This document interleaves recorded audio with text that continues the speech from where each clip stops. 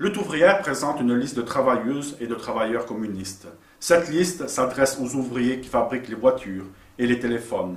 Elle s'adresse aux employés qui trient les colis et qui font la comptabilité, aux enseignants qui apprennent à lire aux enfants et qui transmettent les connaissances, aux techniciens et ingénieurs qui organisent le travail, et aussi aux artisans et petits commerçants qui n'exploitent personne dans cette société. La liste lutte ouvrière s'adresse bien sûr aussi aux travailleurs pensionnés et à ceux qui n'ont plus de travail, à cause de la rapacité du patronat qui les a jetés à la porte pour exploiter plus ceux qui restent.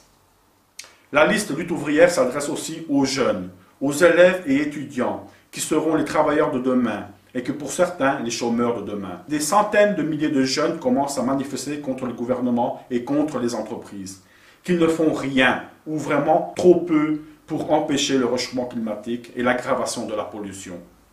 Derrière l'exploitation des travailleurs, derrière les reculs de la société, derrière la multiplication des guerres et des migrations, derrière la crise climatique, il y a le capitalisme.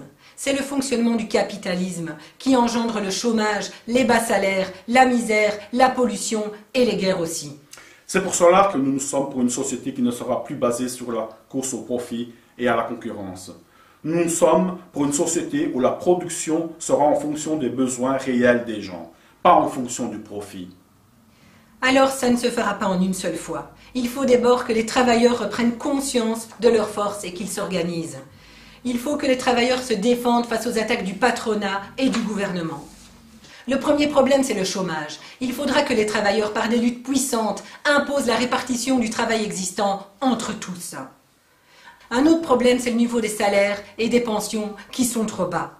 Lorsque les travailleurs renoueront avec les luttes sociales, comme les grèves de 60-61 en Belgique, ils pourront imposer de prendre sur les profits des entreprises et des banques pour augmenter sérieusement les salaires et les pensions. C'est alors que les travailleurs se sentiront forts, qu'ils seront capables de se passer des patrons et de contrôler eux-mêmes le fonctionnement de l'économie et de la société. Alors cela pourrait paraître lointain et ne rien avoir à faire avec les élections. Eh bien, c'est pas si sûr que ça. Qui aurait pu dire il y a quelques semaines que les travailleurs algériens descendraient dans la rue et contesteraient le pouvoir comme ils le font aujourd'hui? Personne. Et tout ça à cause de la contestation d'une candidature aux élections.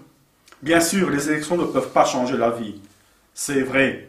Mais elles permettent de se faire entendre. Elles permettent aux travailleurs conscients de s'adresser à l'ensemble des travailleurs.